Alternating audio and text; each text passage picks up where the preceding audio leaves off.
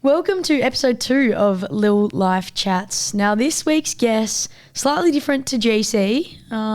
The resume it's long and it's lengthy and it's a successful one.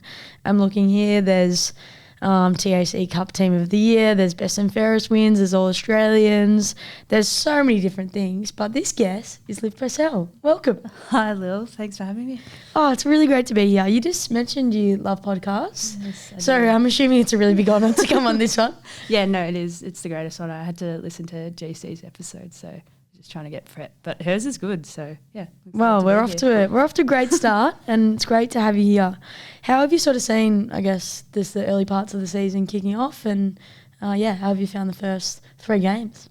Yeah, no, it's been really fun. I feel like the way that we're playing offense and attacking and scoring is just really enjoyable, and hopefully enjoyable for our fans to watch. Getting probably at least 20 scoring shots a game is pretty exciting. So yeah, it's been really good, and I feel like we're playing as a team really well, and just some of our link-up players, so cool to see. And you're in really good form, but we'll just sort of, I guess, wind back the clock a bit. Your footy journey, you started way back when, didn't you? A little bit. I filled in for my cousin's team when I was a bit younger, then sort of just stopped.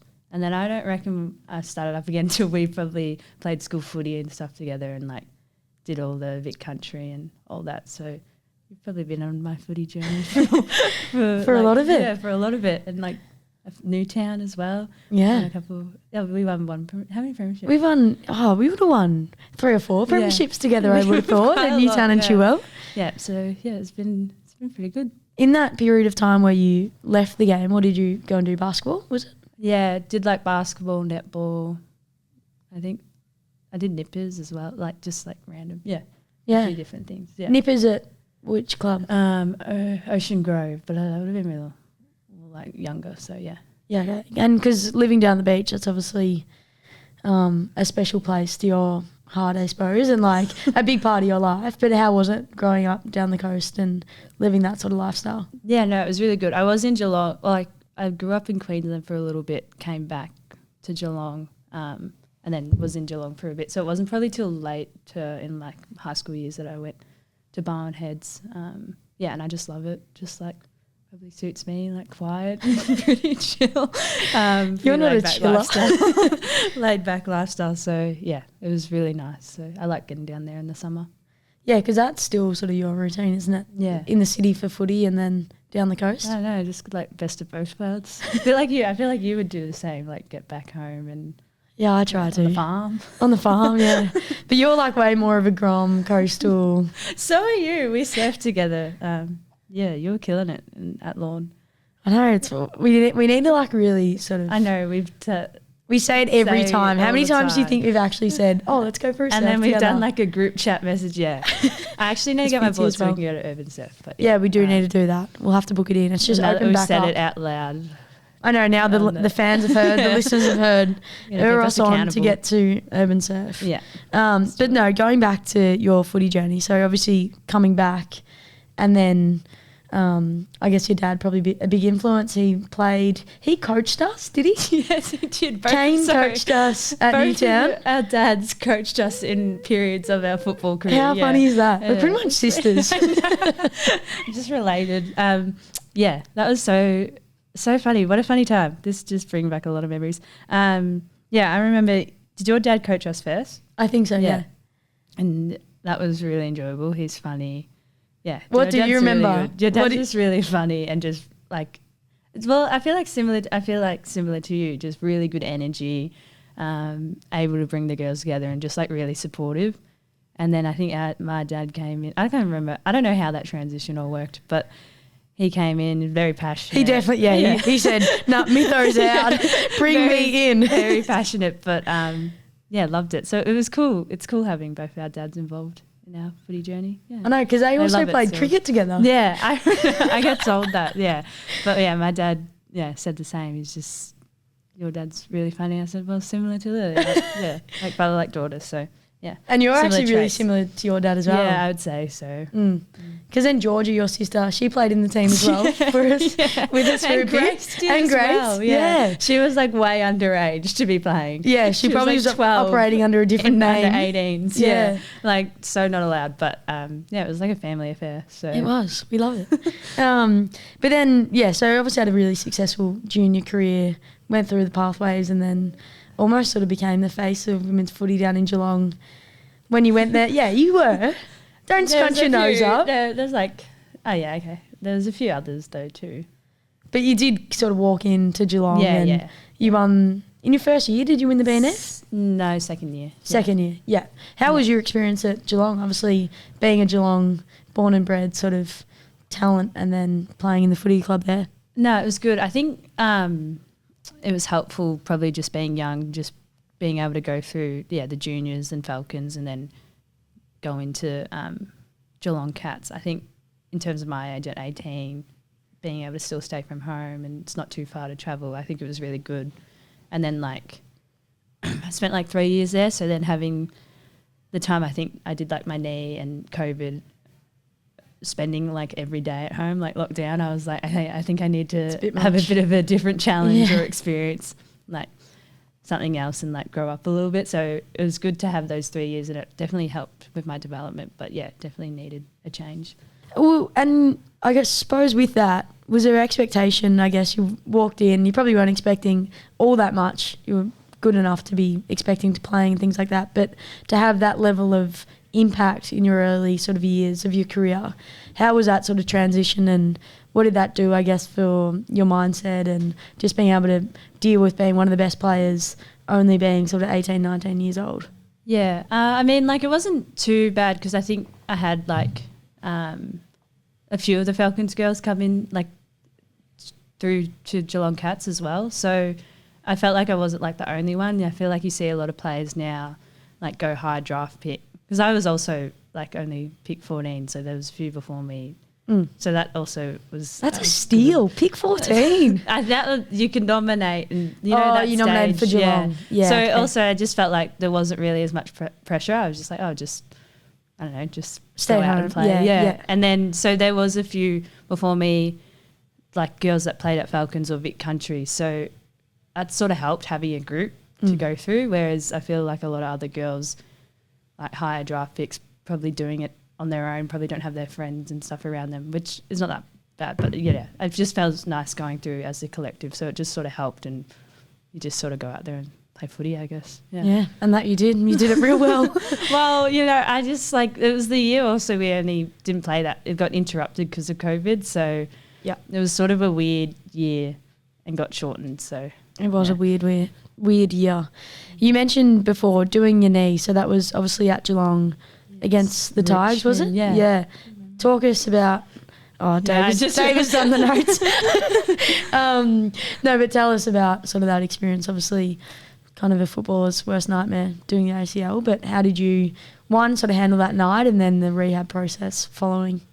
It feels like so long ago now, but can't remember how that game was going. Yeah, I think it was pretty competitive at the start. I can't remember the quarters. My memory is a bit like blurred all over the shop. But I just remember going for a kick and sort of getting dragged down and then just landed funny. But it was sort of a weird feeling because I didn't feel like I wasn't like, oh my God or anything. I was just sort of like content and being like, okay, this has happened, whatever it is, it'll be fine. So it was sort of just I don't want to say like almost like a bit of a relief as well. So it was just like, it's all good, whatever happens. And then I think I just spent the time with my family and then got the results and obviously you're like shattered.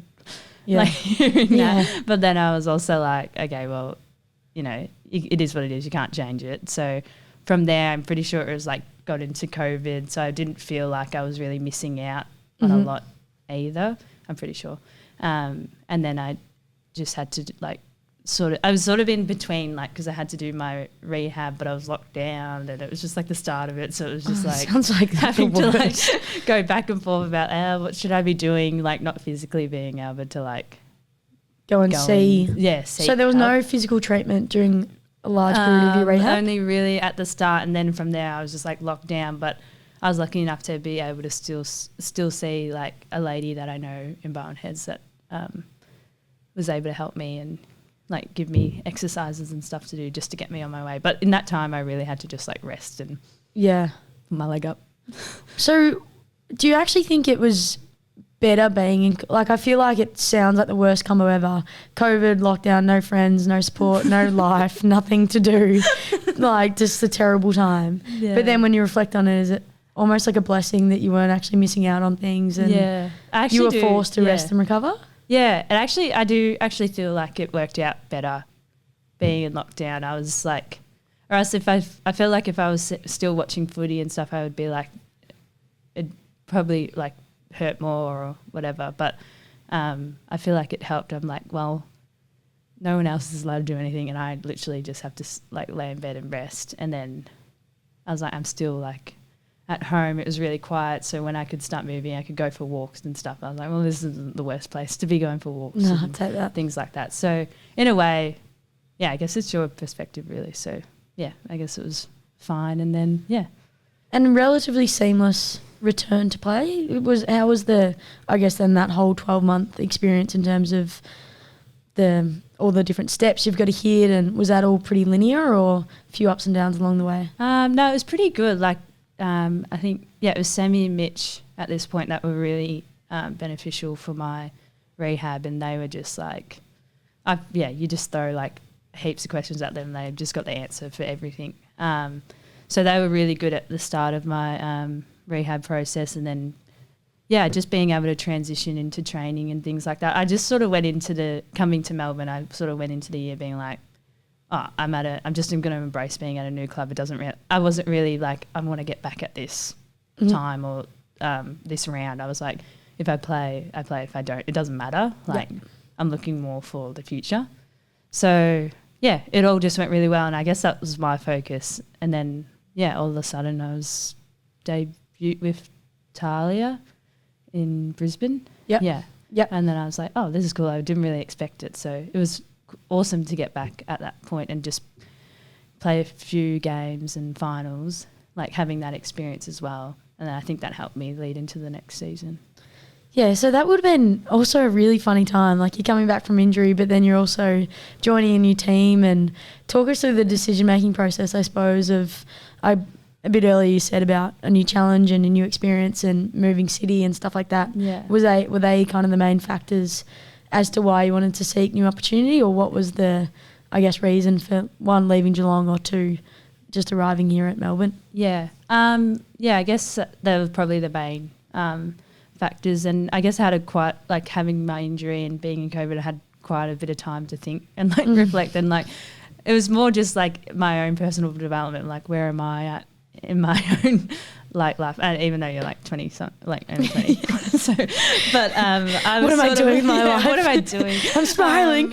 You go into some like deep thinking, so I was sort of there just being like, because I also knew that it was like the end of my contract as well, so I sort of was tossing up, okay, what do I want to do for the next stages of my football career, I guess. And I guess the main factor was like probably being stuck at home. I was like, okay, I need to go out and like experience and try and do, like, you don't get babied or stuff all the time. And then and just Todd was always sort of interested, so just having chats with him, and I was sort of like, oh, maybe this will be like scary and different, but I was like, maybe it will be good for me just to have a different development. And I knew you guys were already such good players, but I feel like I wanted that challenge to try and learn from other really good players and see how that could help my development. So it was probably more of a like personal development thing. But in saying that, Geelong was really good for just coming in and being able to play AFLW against like the best players in the league, and just getting that experience straight away, whereas some players it might take them a year or two to be able to get a game first. So it all sort of like is meant to be, I guess. And I guess if you're looking for opportunities in a personal development sense, what was it, I guess, that Melbourne could offer that I'm sure there was other clubs interested, were there? Or was it? Yeah, there was a few, but I think also probably the knee thing. Yeah. Yeah. This whole like knee thing that I've got going on, this big brace. I can't actually walk and I won't be available for a while. I think some clubs like, because you sort of know when the contracts with players, you know, I feel like list managers know everything that's going on. They do. So They're the biggest like gossip. That list managers, they're a different breed. Like, whoa. Like, whoa. I don't even know what's going on. So yeah, there was sort of a little bit of that, and then obviously I had my knee, so it was just like, ooh, that probably could have scared some like people up. But I know like Todd and Melbourne were always just like, this is more of a future thing for us. So that also was like really nice to hear as well, and like felt like a commitment from them too. So yeah, what was the question? No, you answered that. It was more. Yeah. Oh no, it was more about why Melbourne over any other club. Yeah. Well, I guess also too. I think also the people you had, like the cult. I just felt like even when because I would also watch games as well, and it just felt like your culture was really strong, and I just really liked that team orientated sort of sense of it, and having like people like Paxi and Days. Obviously, they get mentioned a lot, but just in terms of like their presence and what they bring to the group, I feel like really helped with the team. And yeah, that was a big thing. It just felt like you guys all got along. This is from an outside perspective, but being in it, I'm like, yes, this makes sense. So yes, yeah. I know I've spoken about it a bit, but you just said about how I guess other teams were potentially not willing to take the punt on you with your knee. Did you ever sort of have the doubt or uncertainty knowing or questioning whether you'd ever get back to your best, or what your sort of knee injury could have meant long term? Or not really. No. Like I never really had. I was just. This is positive energy. I was sort of just like, oh, it's not. I also was like, get over yourself a little bit. Like there's other things like worse going on. Do you know what I mean? Yeah, like, for sure. Also just. As like it is trauma, like for people it is traumatizing, and like there's obviously other players that have done it multiple times, and I could see that, like that is scary and stuff. But yeah, for me, I was just like, just this is what it is now, and just sort of be present and go through it, and then I just never really thought about too far ahead. So I was just more like, well, hopefully I'm better off for it, I guess. Yeah, let's go. Let's go. That New was sort challenge. of my mindset. So yeah, I'm not sure. Yeah. But I would say you're one of the, I guess, most diligent sort of players in our team. Like the amount of extra. Really nice. No, you are. Like I come into the club every so often, and I'm like, you are just always here, and like just the amount of extra little activation, strength activities, touch. Surely you would attribute a lot of, I guess, your dedication to the success you've been able to have at our footy club and ticking off all those little extra things. Yeah. No, yeah, I do. I feel like I always say this to people. Sometimes I'm like, I have no idea if this is actually helping my body, like preparing my body, but I feel like it's more of a mental thing. I'm like, okay, I've done this, so I feel like prepared. So as much as it, like obviously I feel like body's prepared to go out and train or whatever, but it's also more of a mental thing, and I'm just like, oh, okay, I've done all this process or whatever. I've like done my recovery, done my preparation, so mentally I feel like good going into, as silly it sounds, like training or into a game. So yeah, I feel like that's more where it comes from, the mental side of things. But it's also really motivating when, like, I've seen you in there on the days off, and like a lot of other girls are in there, so that is also motivating to come in and do it. And it's not as like, oh, I have to do it. Like you're like, oh, this is fun. Like you do it after the session, and you just sort of, everyone's doing their thing, but you sort of look over and you can have little chats and here and there. So as much as like people think, oh, it's like wow, it's actually really just fun too. Yeah. Like, or enjoyable. Do you know what I mean? Yeah, it's not absolutely. Like that sort of stuff. Yeah. It's good when it's fun to come to work. Yeah. That's it. Not that we call it work. I know the boys talk about footy training as being work. It's like, this isn't work. This is just fun. What do you hanging mean? out with the girls. It's like I said the other day because now the sun's been coming out at training. So nice. Yeah. Singlets like on. Today. I know, gorgeous. And I was like, as if we're being paid to be here. I know. This is I always great. have to think that, like, like, again, deep thinker. So like coming over and driving here, I'm just like, oh my God, like I'm just get to spend my Tuesday here, like just hang out with the girls, and I always just love it. It's always fun. You're always like laughing at something. The team at Zurich Insurance have been protecting Australians for over 100 years, from individuals and families to businesses large and small. They're your go-to life insurance, income protection and business insurance. So check out their website or speak with your financial advisor to see how they can support you. Now, let's head back to the podcast. You are a deep thinker. I want to I don't know how to ask it, but like, have you always had that within you? Like, that's just a very natural thing for you to always deeply analyse situation and have deep thought? Yeah, I guess so. I feel like I assume that I've always been like that, I guess. But I feel like I just do, I don't know, I just get curious about things, and then I'll just end up sitting there and like, actually Maeve and I do this a lot when I am with Maeve. We'll like think about stuff, and then we'll just go into this whole tangent and like dig ourselves a hole and like all these different scenarios, and we're just like, okay, well, let's just scale it back for a second. A bit too much, too far. But I also just enjoy my own company too, so I sort of get to like sit and reflect on stuff. In a way, I think it's good because then you like can reflect on like, I don't know, really good times in your life and stuff, and be a bit more grateful. Yeah, you are a very grateful person. Also, the act of gratitude apparently like inspires like the feeling of being like more motivated or something. And you can like flip that around too. I wonder if your level of gratitude to the world and to your life and to those around you makes you like the competitive beast that you are. Yeah, I don't know where I've heard this. Yeah, I was like, where does this come from? But I really like it. But I would, probably, because I'm pretty competitive. So are you. I'm trying to think, because what I learned is if people who are more grateful, and the situation I heard about, it's like, you know, the people with the hard luck story, they didn't get drafted, they didn't get through the system, da-da-da-da. I love those. So they're always like really dedicated and motivated to then get there. And then when they get there, they're even more grateful. Yeah. And apparently it's some like neurological pathway sort of thing. I like this. Yeah. I like this study. Anyway, you're a competitive beast, and your white line fever is a real like point of difference. Yes. I love it. Talk to me about it. What's your best sledge? What's your most... I don't know if I sledge. No, you don't probably sledge, do you? Not really. I don't really know. Not really. To other teams? No, not really. Probably not. I don't know. Do you sledge? No, I don't. Does anyone sledge. in our team sledge? No, everyone's just pretty happy to go about their business and commit to the team. Jumper. Yeah, there was a little beef on the weekend, wasn't there? Did you get involved? No, I didn't even know about it. But yeah, I wasn't in there, so I'm not that bad. No, no, but I do have white line fever. I honestly, I don't know. Like, yeah, I don't know. Like, because I'm not like that.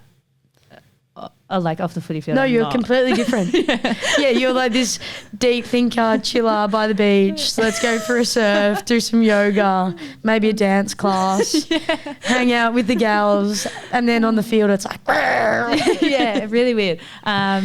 Really weird. Just like able to switch into some, just demon a little spirit bit psycho, possessed. Yeah.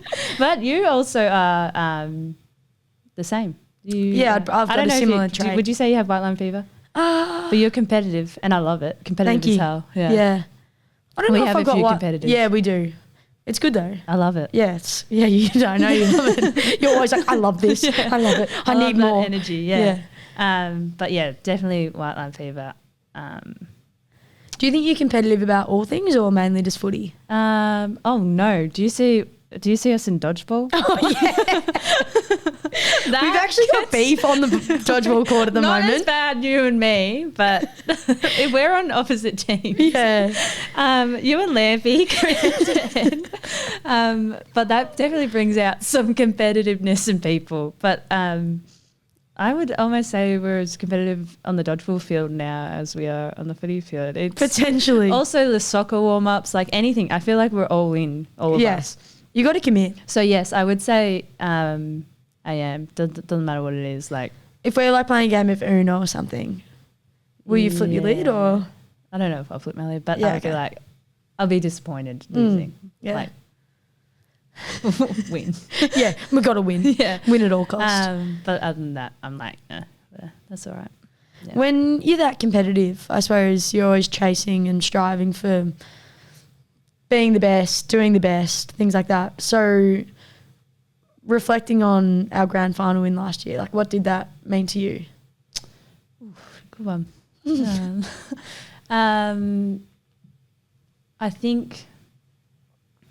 I feel like, actually, I do remember this because obviously we played in the grand final the previous season in the same year. I just remember sitting there and I was just like so sad. Like I was on the phone to my dad and I was just like just in all sorts. And then he just sort of was like just reminded me, he was just like, we're so proud. I think that's the biggest thing for me is why I'm also competitive, because I want to make like family proud or that sort of thing. So that's like a big motivator, of like teammates and things like that. So the people around you. And he was just like, just use it as fuel, so on, you know the story. Yeah.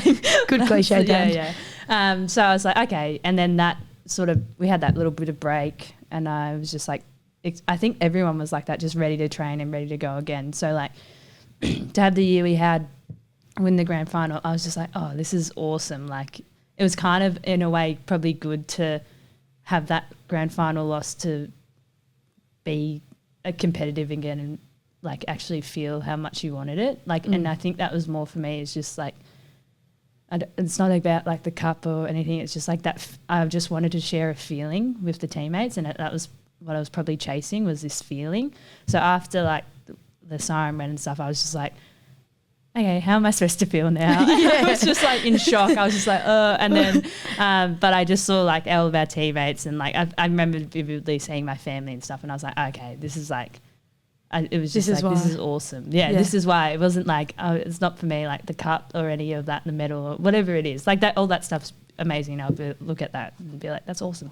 But it was more just a feeling I wanted to share. So being able to be on both sides of like being absolutely like distraught, and then the other side of being like in all in 1 year, which is so very roller coaster 6 months, year. wasn't it? That was more just like, and I'm like, oh, that's like when you watch like docos or sports, which I love, sports docos and stuff like that. It's like, oh, now I get that, you know, how that really feels like when you watch that stuff. And I always used to love watching like sport docos when they win championships and stuff. And I'm like, oh my God, I want to feel that. So to be able to do that, that was awesome, and share it with the girls. Yeah. What were some of the more memorable moments of that day, and then sort of the moments, like whether it be post-siren or the following days, like what stands out to you? I think as soon as the siren, I remember just looking out to the crowd, and I just saw my family on that, and they were just like jumping up and like just like going crazy, and I was like, oh, this is awesome, like just to have your family there, and like everyone's families was there,